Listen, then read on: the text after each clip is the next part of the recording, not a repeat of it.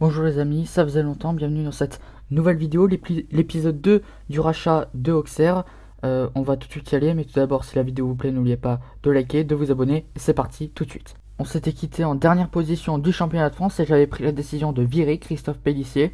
Alors j'ai beaucoup réfléchi quant à son successeur, mais le temps que son successeur ne vienne, le temps que je trouve comment dire ça, l'entraîneur parfait, voilà, l'entraîneur idéal pour nous sauver de cette nuise, voilà. Bah, j'ai décidé de prendre en intérim jusqu'à la mi-saison David Carré, l'entraîneur de l'équipe réserve. Je pense que c'est une bonne pioche jusqu'à la mi-saison. Et David Carré commence face à une équipe assez forte, Nice. Un match assez disputé où on va se faire dominer, on va jouer très défensivement, on va se faire survoler techniquement et physiquement. On va pas prendre de risques, voilà. Et à la mi-temps, 1-0 pour Nice. Ensuite, ça s'enchaîne 2-0 dans les dernières minutes, 3-0. Victoire donc de l'OGC Nice 3-0, ça fait mal pour le premier match de David Carré à tête de l'équipe. Deuxième match face à Clermont, mais tout d'abord je vais vous montrer un peu l'équipe qui sera alignée par David Carré majoritairement jusqu'à la mi-saison. C'est une équipe assez différente que ce que alignait Christophe Pélissier, car c'est un 4-3-3 tout d'abord. On joue plus vraiment à 5 défenseurs du coup par rapport à ce que Christophe Pélissier faisait. Crasso en pointe, Asano à droite, Melamed à gauche, ça change pas. Ruizatil en 8, ça change. Touré en capitaine en 6, ça ne change pas. Saki qui était souvent sur le banc, il revient titulaire. Pelnar à gauche, c'est un coup. Pembele est là, Radou est là, Ben, Jubal. Voilà, donc quelques surprises. 2-3 changements dans la compo, mais sinon c'est sensiblement la même compo. Chaîne sur le match, Clermont, bon, c'est pas le Clermont de cette année, voilà. C'est un Clermont un peu moins combatif, un peu plus facile. Même si on va très bien se battre, largement mieux qu'avec Christophe Pélissier, j'ai l'impression que David Carré est en train de nous remettre sur de bons rails, parce qu'on va très bien se battre, ils vont marquer un but de cercle, on va marquer dans les dernières minutes, ce qui va faire qu'on va faire un match nul 1-1, très encourageant dans ces courses au maintien, très encourageant pour David Carré, pour l'équipe. Je trouve que c'est déjà une très bonne avancée par rapport à Christophe Pélissier, cette combativité et cette envie de jouer à nouveau retrouvée. Voilà. Prochain match face à Strasbourg. D'ailleurs, n'hésitez pas à me dire en commentaire ce que vous voulez améliorer. Après tout, vous êtes les directeurs sportifs. Donc, qu'est-ce que vous voulez améliorer dans l'équipe, etc. Dans la série, qu'est-ce qu'il faut améliorer. En tout cas, face à Strasbourg, match où on va être très combatif. On va mener 1-0 pendant une bonne partie du match avant de s'écrouler. Ils vont marquer 2 buts dans les 10 dernières minutes de jeu. C'est pas le Strasbourg de cette année, c'est un Strasbourg qui joue le top 8. Donc, c'était assez compliqué ce match. On a été très combatif, très courageux. Et malheureusement, on finit par s'incliner 2-1 dans les temps additionnels. Voilà. Ensuite, un match face à Bordeaux qui vient de monter, tout aussi ennuyant que jouer aux cartes avec ta grand-mère. Voilà, 0-0, un match assez nul. Les deux ont joué défensivement. Ennuyant à mourir, voilà. Ensuite, on passe du tout au tout. Face à Montpellier, c'est vraiment pas le match à mourir d'ennui. On gagne 1-0. Après, il y a eu un but de Montpellier. Après, un autre but de Montpellier. On a eu un penalty. Et on marque dans les dernières minutes de jeu. Alors là, les joueurs, ils étaient en feu. Voilà, ils ont super célébré. Voilà. Je sais pas si ça se dit, mais voilà, ils ont super célébré, ils se sont pris dans les bras, voilà. Victoire 3-2, on revient bien dans la course au maintien, je pensais pas, et d'un seul coup, on a de nouveau l'espoir. Prochain match face à Lorient, là on va être assez bon, c'est pas le Lorient de cette année, hein, c'est Lorient vraiment un peu moins beau à avoir joué, un peu moins sûr de ses résultats, sur deux.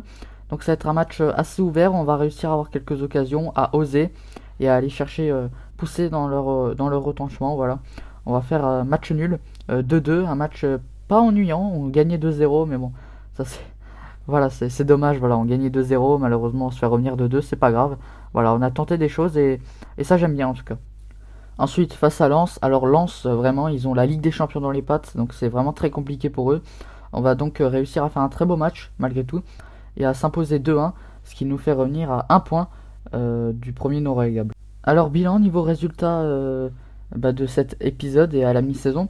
3-0 face à Nice, on a perdu 1-1 face à Clermont, perdu 2-1 face à Strasbourg, 0-0 face à Bordeaux, on a gagné 3-2 face à Montpellier, 2-2 face à Lorient, 2-2 face à Lens. Non, ça c'est une erreur, on a fait 2-1 face à Lens, pardon.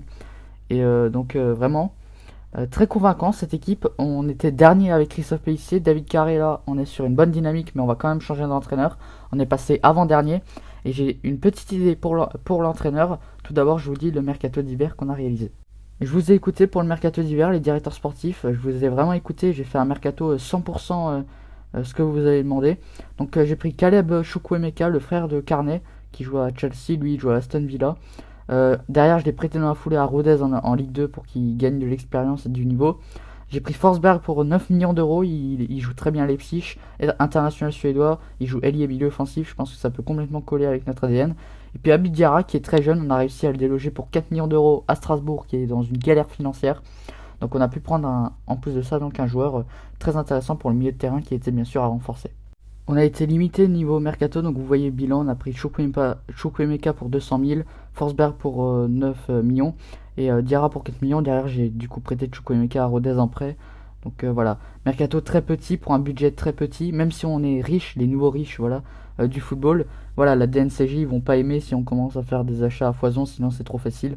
Et donc pour emmener dans cette opération maintien cette équipe qui est certes sur une bonne série, qui est certes très solide, mais qui est quand même difficile à prendre en main en cours de saison, surtout qu'ils sont avant-derniers. Du coup, ça ne sera pas, comme je vous l'ai dit, David Carré, même s'il a été très bon. L'entraîneur de l'équipe réserve, voilà, il va revenir dans la réserve parce que, voilà, même s'il a été très bon, même si on est sur une bonne dynamique, je pense que c'est important de prendre un vrai coach, un vrai entraîneur qui connaît bien sûr la Ligue 1, un entraîneur français donc de préférence. Vous m'avez pas vraiment dit d'entraîneur à prendre.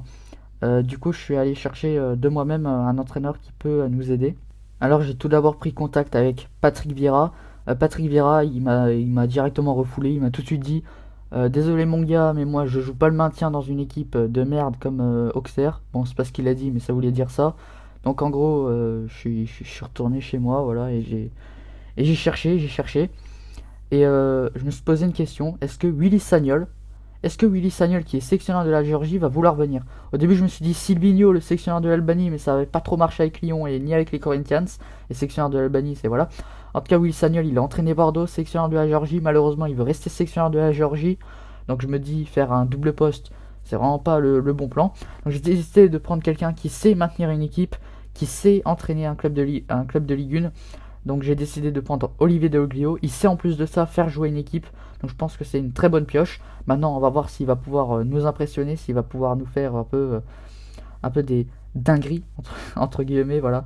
Donc j'espère qu'il va savoir nous maintenir, qu'il va savoir bien nous faire jouer. Comme l'a fait d'ailleurs David Carré, voilà, grosse combativité, gros courage. Donc on va voir si on va pouvoir continuer sur cette bonne série avec Olivier Deoglio qui remplace donc David Carré. En tout cas, je vous dis à la prochaine pour une prochaine vidéo. J'espère qu'on va remonter et qu'on va se maintenir. N'oubliez pas que vous êtes les directeurs sportifs. Dites-moi en commentaire ce que vous voulez voir, que ce soit comme entraîneur, parce que Olivier Daoglio, c'est pas sûr qu'il fasse l'unanimité. En entraîneur, en joueur, bien sûr que ce soit réaliste. Et moi, je vous dis à la prochaine pour une prochaine vidéo. Abonnez-vous, likez. Encore une fois, n'oubliez pas le commentaire, les directeurs sportifs. Ciao, ciao.